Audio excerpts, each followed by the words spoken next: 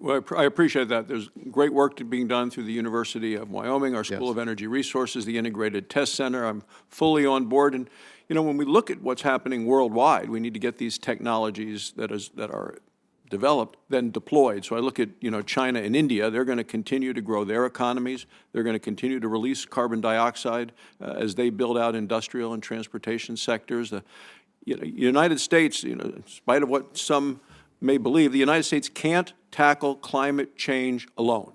We need to work with other countries to find real solutions to manage carbon dioxide without killing our economy and killing jobs. So, once we find that commercial carbon capture solution, how can we deploy the technology to these other countries that do have growing economies like China and India, who seem to be the ones that continue to be the greatest emitters worldwide? Sure. So one of the things we've done, Senator, at the U.S. Department of Energy is create a chief commercialization officer for exactly that purpose. Our national labs produce an enormous amount of technology and research and products, if you will.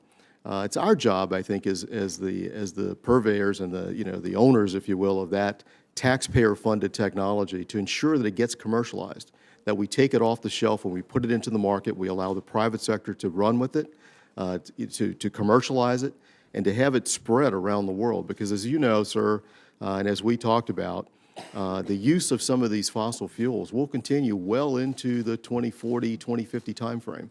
Our Energy Information Administration, EIA as it's known within the Department of Energy, projects that fossil fuels are going to power a large portion of the world's energy needs for the next 40 to 50 years. And if that's the case, then I think we have an obligation, if we care about the climate, if we care about minimizing the carbon impact of the use of these fossil fuels, we have to get these technologies off of the shelf and into the market.